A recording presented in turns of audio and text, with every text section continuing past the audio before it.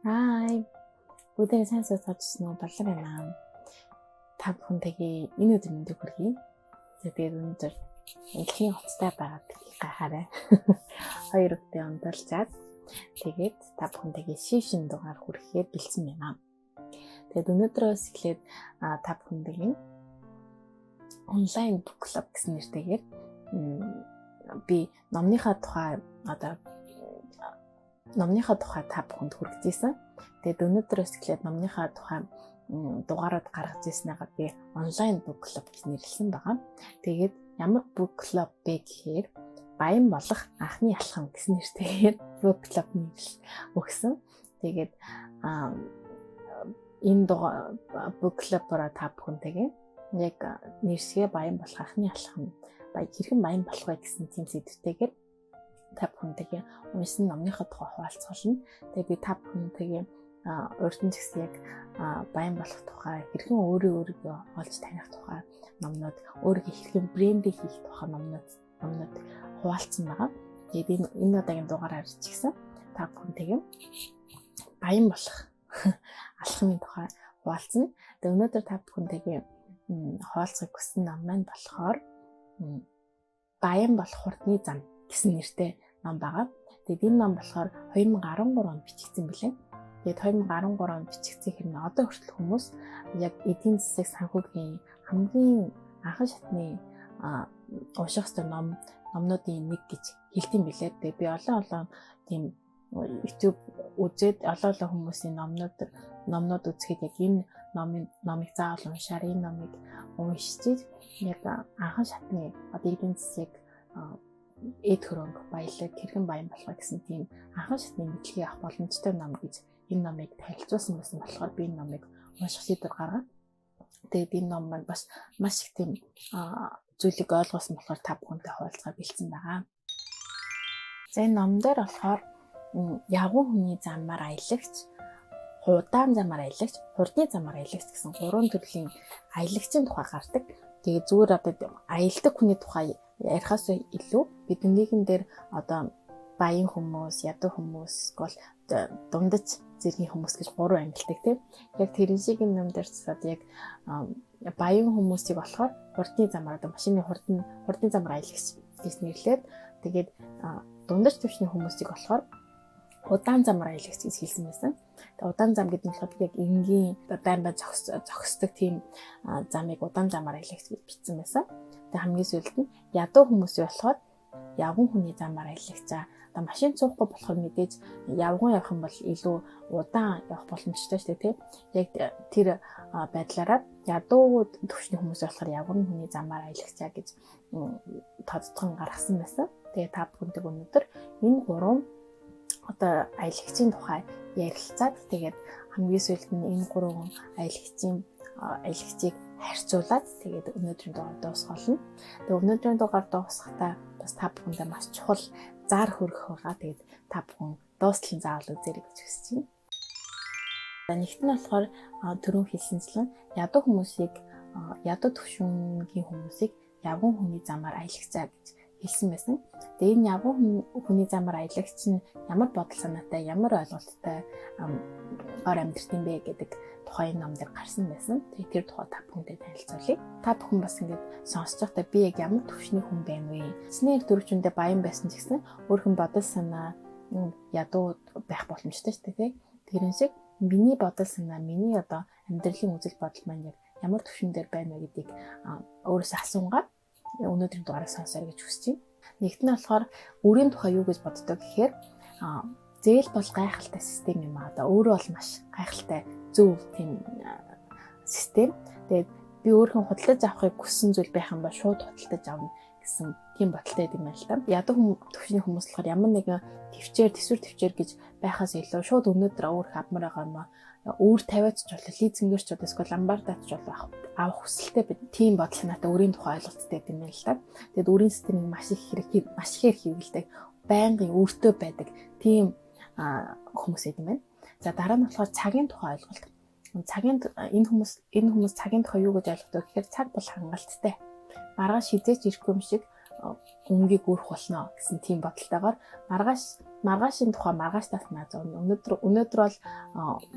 бол байгаа бүх мөнгөөр одоо наргиц ингэж ч юм уу байгаа бүх мөнгөөрөө сайхан туртай юм аавна ч юм уу тий. Цаг бол надад хангалттай байгаа гэсэн тийм бодолтой гарамжтай тийм ээ. За дараа нь болохоор боловсролын талаарх мэдлэг нь болохоор боловсрол бол яг тийм чухал биш.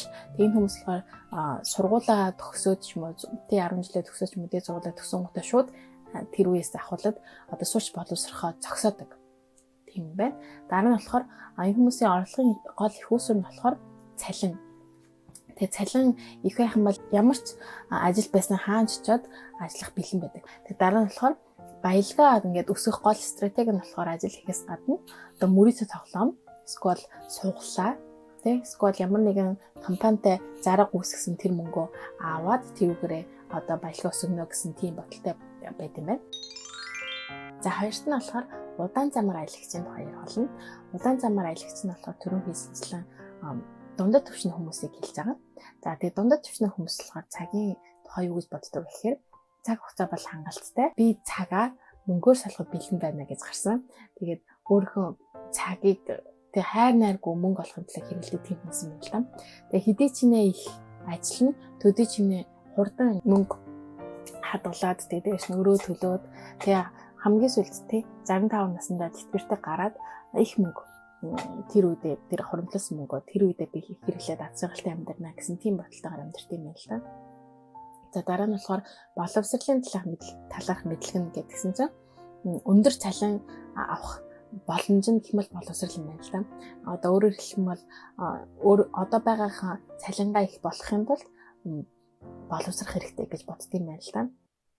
Тэгээ энэ хэсгийг уншаад би айгүйх миний дотроо одоо юу гэх би айгүй буруу бодолтой байсан байх гэсэн нэг зүйл байсан. Би бол яг тэгж боддог байсан аахгүй юу. Яг одоо байгаагаас хэрхэн би ингэ цалингаа өндөр болохыг цалингаа яаж өндөр болохыг гэж би бодоодсэн байхгүй юу. Тэгээд цалингаа өндөр болох арга гэх юм бол бодож олсон яг би зүгээр одоо мэржлээ дэвшлүүлэх нь миний цалингаа дэвшлэх боломж юм байна. Тэрүүгээрээ би одоо хизээний цагт баяжих боломжтой байна да гэж бодож исэн байхгүй юу. Тэгсэн чи яг би энэ ном дээр удаан замаар аялагчдад дундад төвшний хүмүүсийг тэгж боддгоо гэж гарсан байсан. Тэгээд би яг дундад төвшний хүмүүсийн яг боддог бодлоор ингээд бодоод байгаа юм байна. Энийгээ би өөрчлөх хэрэгтэй байна гэж бодсон. Тэгээд яг мастерт ороод тэгээд ажиллаад удаагүй байхдаа гэсэн би одоогийн цалингаас илүү авахын тулд би одоо доктор хийх ёстой болов гэж бодож исэн байхгүй юм. Тэгээд энэ бодол маань ихээ буруу юм байна. Өөр аргаар би ингээд боловсрох яг зөв ч гэсэн яг өөрхөн цалинг өндөр болох арга бол боловсрох юм бол ингээд буруу бодож исэн бодол маань гэдгийг энэ хэсэгтээ би ойлгосон байгаа. За тэгээд мөнгөний тухай ойлголт нь болохоор мөнгө бол үн цэнтэй. Тэгээ би 65 наснда тэтгэврт гарахын тулд нэг ч төгрөг болов хоригдлуулах хэрэгтэй гэж гарсан. Тэгээд яг одоогийн цагны үн цэн эсвэл аз жаргал гэхээс илүү 65 наснда тэтгэвртэй гараад би одоо хуримтлуулсан, цуглуулсан мөнгө хэрэглэнэ гэж боддог тийм бодолтой гарамжтай юм байна. Дараагийн зам нь болохоор хурдны замаар аялагчийн тухай байсан. Тэгээ хурдны замаар аялагчийн аялагч нь болохоор би яг баян төвшний хүмүүс хэрхэн бодож сэтгэдэг, хэрхэн мөнгөө ингээд улам арвижуулж авдаг вэ? Тэг цагийн тухай юу гэж боддог, боловсролын тухай юу гэж боддог тухай ингээд дэлгэрэнгүй гарсан байсан. Тэгээд энэ хурдны замаар аялагчийн тухай та бүхэндээ ингээд дэлгэрэнгүй ярихаас өмнө яг энэ гурван аялагчийн яг бодол санааг юугаар ялгаатай байдсан бэ гэдгийг бид нэр маш сайн ялгааг нь ойлгож авахын тулд энэ гурыг би ингээд ялгааг та бүхэнд ингээд товчлон хүргэх болно. Тэгээ та бүхэн сонсохдоо яг хурдны замын аялагч яг ямар юм бэ гэдгийг төвлөрөнгөө дээрээс нь би ямар аялагч вэ? Би яг аль түвшинд байна вэ? Миний бодол санаа яг хаана байна вэ гэдгийг бас шалгаад яваасаа гэж хүсэж байна. За одоо та бүхний харж байгаа дэлгэц болохоор удаан замаар аялагч болон хурдны замаар аялагчид ялгааг гаргасан байгаа. За тэгээд энэ хүмүүс болохоор хоримтлалаа хэр хугацаанд ингээд бий болох үгээ гэхээр удаан замаар аялагч нь болохоор 30-аас дээш жил хоримтлал үүсгдэг. Тэгээд тэгжиж баян болдог. За тэгээд хурдны замаар аялагч нь болохоор 10 жил хүрэхгүй хугацааны дотор баян болох хоримтлал үүсгээд тэрүүгээр баян болдог гэсэн тийм байсан. За тэгээд боловсролын төвшин гэх юм бол түрүүн хэлсэнчлэн удаан замаар аялагчны MBA боловсрол одоо мастрын төвшинтэй байдаг. Тэгээд харин хурдын замаар аялагч нь болохоор өөрөө тэр мастер одоо хийгээд ч юм уу гэхгүйгээр MBA зэрэгтэй хүнийг ажилд авд юм байна л да. Энтэйгэр ялгат байсан. За тэгээд санхүүгийн эрх мэдэл нь болохоор одоо тэр санхүү нь болохоор эрх мэдэл нь өөрт нь байхгүй, удаан замаар аялагч нь болохоор санхүүгийн эрх мэдэл нь өөрт нь байхгүй, зах зээлийн нөлөөнд аяг хатдаг.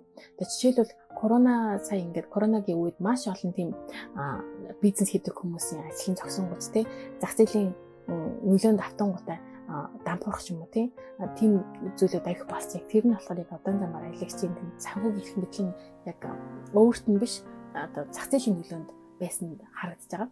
Харин хурдны замаар аялагчийн санхүүгийн эрх мэдэл нь болохоор өөрт нь байдаг. Тэгээ санхүүгөө өөрөө хянаад хөрөнгөний үн цэнийг хэлбэлцтэй нөлөөлөг өөрөө захирдаг тийм хүмүүсийг хэлсэн байсан.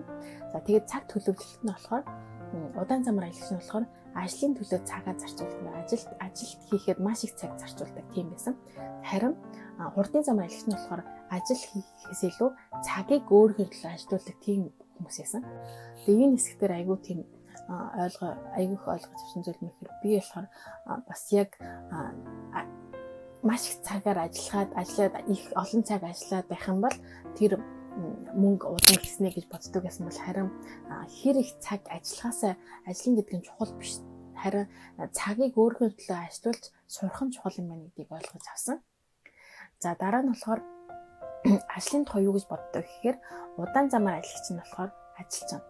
За тэгээд хурдны замаар аялагч нь болохоор захирал юм байна л да. Тэгэхээр ажилчин захирал хоёрыг яг ялгаад яг энэ бодол санааны төвшингөөс бас хамаардаг юм байна гэдгийг ойлгож авсан. За тэгээд нийгмийн халамжийн тухай юу гэж боддог гэхээр удаан замаар аялагч нь болохоор одоо нийгмийн халамжид маш их найддаг. Одоо түрүү хэлсэн тэтгэрт гараад тэтгэрийн халамжинд ингээд найд амьдэрдэг байх юм бол харин хурдны замаар аялагч нь болохоор нэг тэтгэврийн хадгаламжийг харин хүмүүст өгдөг. Өөрөө тэр хадгаламжинд одоо тийм нийгмийн халамжинд найдаж амьдрахаас илүү тэр нийгмийн халамжийг хүмүүст ингээд өгдөг тийм төвшний өндөр төвшөнд одоо баян хүмүүс хэлж байгаа юм л да. Тэгээд санхүүгийн эрх мэдэл нь болохоор бусдад өөрийн орлогыг хянах боломжийг олгодог. Одоо удаан замаар аялагч нь болохоор бусдад өөрийн орлогыг хянах боломжийг олгодог гэж гарсан байсан. Тэгээд жишээлбэл өөрийнхөө санхүүг өөрөө хандхаасаа илүү өөр хүнд тэр хяналтаа ингээд шилжүүлж өгдөг. Харин хурдан замаар аялагч нь болохоор өөрөө тэр санхүүгаа орлогоо өөрөө хяндаг. Тиймд бол маш их тийм өндөр санхүүгийн мэдлэгтэй байх шаардлагатай болж таарч байгаа байхгүй юу? За тэгээд орон сууц гэдэг одоо бид нар байр гэж ярьдаг шүү дээ. Тэр нь тоо юу гэж боддог гэхээр удаан замаар аялагч нь болохоор орон сууцаа ингэж зарна гэж боддог юм байна л. Эзэн зэгсэг зарна гэж боддог. Харин хурдны замаар аялагч нь болохоор орон сууцаа амьдрнаа гэж боддгоо гэж гарсан байсан. За тэгээд цаг хугацааны тухай гэх юм бол явган хүний замаар аялагч нь болохоор түрүүн хэлсэн цаг бол хангалттай гэж боддог. За удаан замаар аялагч нь болохоор цагийг мөнгөөр сольж болдог. Тэгэхээр маш их ажил хийдэг тийм төрөл байгаа. Тэгээ хурдны замаар аялагч нь болохоор цаг бол мөнгнөөс илүү үнэтэй гэж боддог юм байна л та. Монголчууд цаг бол алт гэдэг шүү дээ тийм. Цаг бол одоо мөнгө эд хөрөнгөөс илүү үнэтэй гэж боддог бодолтой юм байна. За тэгээ боловсролын тухай юу гэж боддог гэхээр явган аялагч маань болохоор дөрвөлсөн төгснөөс хойш ерөөсөө сурахаа болдог. Тэгээд удаан замаар аялагч нь болохоор боловсрал болоод биний өндөр цалин авах боломж надад өгдөг. Турснараа би өөрхийн цалингаа нэмэх боломжтой гэж боддог. Харин хурдны замаар аялагч нь болохоор боловсрал одоо тийм мэргэжил дэвшлүүлэх гэхээс илүү одоо өөрхийн бодол санаагаа тэлэх байнгын тэлэх хэрэгтэй, байнга сурч боловсрох хэрэгтэй, өдрө болгон сурч боловсрох хэрэгтэй гэсэн тийм бодолтойгоор амьдэрдэг юм байна. За дараа нь орлогын их үүсвэр нь болохоор одоо түрүүн яадаг хүмүүс болохоор тий мөнгө бол юу ч яасан хамаагүй хаан ч яасан хамаагүй гэдэг шиг суглаа тий одоо мөрөдөө тоглоом ч юм уу тий мөнгө гарах юу хаан л энэ тэр газар очиж мөнгө олохыг ингээд оролдож үздэг байгаа. Харин удаан замаар аялагчийн орлогын их үүсвэр нь болохоор ажил байсан. За дараа нь болохоор хурдны замаар аялагчийн орлогын их үүсвэр нь болохоор бизнес систем мөнгө хөрөнгө оруулалтаараа орлогоо нэмэгдүүлэх юм байна. Баялгаа нэмэгдүүлэх гол стратеги нь болохоор явган аялагч нь болохоор мөнгө л олж байвал юу ч байсан хамаагүй гэсэн түрүү хэлсэнчлэн одоо мөрөдтэй тоглоом тоглох ч юм уу, эсвэл суглаа хажих ч юм уу тиймэрхүү байдлаар баялгаа нэмэгдүүлдэг. За харин удаан замаар аялагч нь болохоор одоо хөрөнгө оруулалт, фонд, үйл хөдлөх хөрөнгө, тэтгэвэр гэх зүйлээр найдаад баялгаа нэмэх боломжтой гэж боддог. Яг энэ дээр гарч байгаа яг хөрөнгө оруулалт, фонд, үйл хөдлөх хөрөнгө гэдэг дээр яг би яг энэ дээр гацчихад байгаа байхгүй. Харин яг хурдын замаар аялагч нар болохоор яаж өөрийнхөө баялгаа нэмэгдүүлдэг вэ гэдгсэн чинь өөрөө ид баялгаа ингээд үүсгээд өөрөө тийм үнцэндээ зах зээлийг бий болгох хэрэгтэй гэж гарсан байсан. Дараагийн дугаараар та бүхэнтэй яг энэ баян хүмүүс, хурдны замаар аялагч хүмүүс яг хэрхэн бодож сэтгэхтэй тухай дэлгэрэнгүй ярилцах болно. За би тэгээд эхлэхдээ та бүхэндээ хэлсэн чухал зар байгаа гэдгсэн. Тэгээд би онлайн бог клуб нэгээд тэгээд та бүхэндээ YouTube-ээр энэ чаналаар зарим номнуудын тухай хуваалцгаална. Тэгээд хажуугаар нь би book club нэгэлүүлээд ингээд зар тавьсан байгаа. Хамтдаа унших хэдэн номыг би сонгосон байгаа.